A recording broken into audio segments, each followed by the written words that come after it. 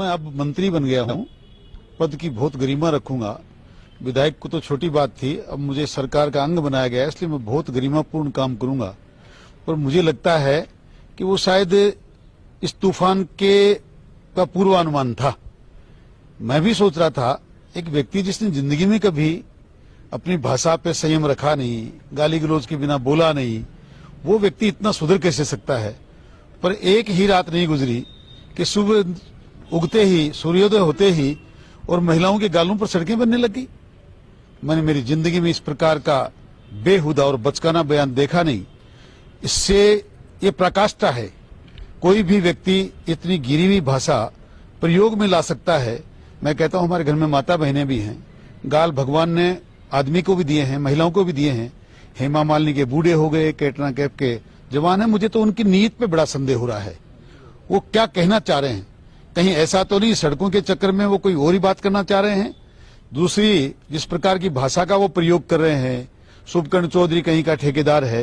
मैं आपसे निवेदन कर रहा हूं, आपके माध्यम से पूरे जनता को बताना चाहता हूं, न तो एसपीसी कंपनी से मेरा कोई लेना देना है, न मेरी कोई पार्टनरशिप है। जो कोई भी लोग करते हैं, मेरे परिवार के लोग ठेकेदारी का काम करते हैं।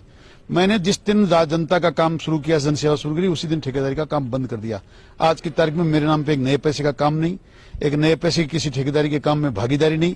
और फिर वो कह रहे हैं कि मैंने 10 करोड़ दिलवाए दुश्मन को। दुश्मनी तो अभी तुमने देखी नहीं है मित्र।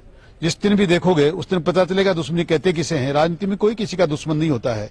फिर भी आप चाहते हैं तो आपकी मर्जी है, पर 10 करोड़ रुपए की जो बात कर रहे हैं, अगर आप पैसे दे रहे हैं तो अभी मुझे देके बताएं कि मैं ये पैसे दे रहा हूं। राजस्थान सरकार पे कर्जा होगा कंपनी का, कंपनी ने काम किया होगा इसलिए पैसा मिला होगा।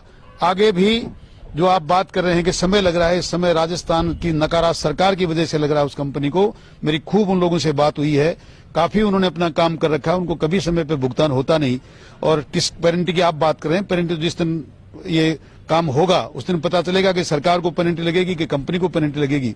कंपनी के पास वाकई ये बात सही है कि समय कम था और समय ज्यादा लग रहा है, इसकी सरकार दोषी है।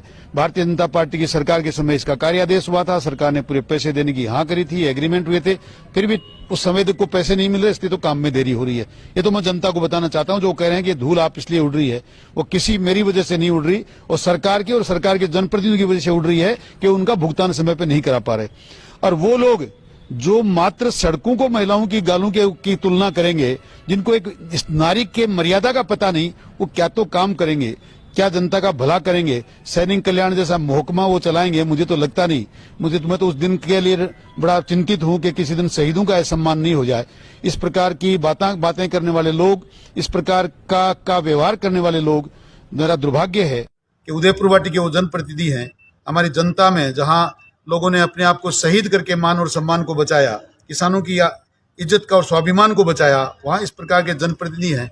और बड़ा अफसोस होता है सरकार पर कि सरकार ऐसे ऐसे लोगों को, जिन्हें, चलो जनता से तो भूल हुई, जिन्हें कहीं पंच बनने के लिए योग्य जो लोग नहीं हैं, उनको मंत्री का पद से आप नवाज रहे हैं कि आज आपकी सरकार की बड़ी वाही करवा रहे हैं, इस प्रकार के बचकाना बयान दे रहे हैं।